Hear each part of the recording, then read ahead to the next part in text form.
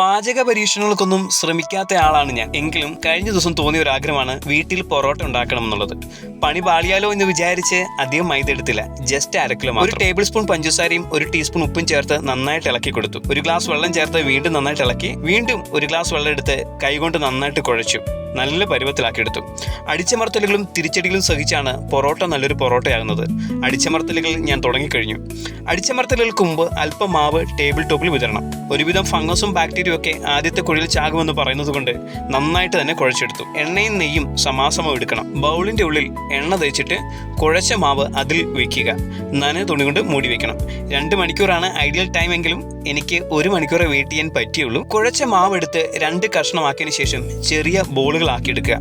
ആദ്യമായിട്ടായതുകൊണ്ട് അത്ര സെറ്റായിട്ടില്ല എന്ന് എനിക്കറിയാം. വീണ്ടും ഒരു 20 മിനിറ്റ് നനഞ്ഞ തുണി കൊണ്ട് മൂടി വെക്കുക. 20 മിനിറ്റിന് ശേഷം ഓരോ ബോളും എടുത്ത് നന്നായിട്ട് പരത്തുക. ചതുരത്തിന്റെ ആകൃതിയിലാണ് പരത്തേണ്ടത്. ഇവിടെ കൈകൊണ്ടാണ് ഞാൻ പരത്തിയത്. 1 സെന്റിമീറ്റർ വീതിയിൽ പരത്തിയ മാവ് കട്ട് ചെയ്തതിന് ശേഷം 2 വശത്തുനിന്നും കൂട്ടിയെടുക്കുക. നമുക്ക് വട്ടത്തിൽ ഇത് ചുരുട്ടിയെടുക്കാവേ. അങ്ങനെ എല്ലാ ബോളുകളും ചെയ്തതിന് ശേഷം വീണ്ടും നനഞ്ഞ തുണി കൊണ്ട് 20 മിനിറ്റ് മൂടി വെക്കണം. 20 മിനിറ്റ് കഴിഞ്ഞ് ചുരുട്ടി വെച്ച മാവ് കൈകൊണ്ട് പരത്തുക. ശേഷം പാനിൽ ചുട്ടെടുക്കുക. നമ്മുടെ പൊറോട്ട റെഡി ആയിട്ടുണ്ട് കേട്ടോ. ഇനി നന്നായിട്ട് അടിച്ചെടുക്കണം. അടിയുടെ ആഘാതം അല്പം കൂടിയതുകൊണ്ട് വശങ്ങൾക്ക് കേടുപാടുകളൊക്കെ സംഭവിച്ചിട്ടുണ്ട്.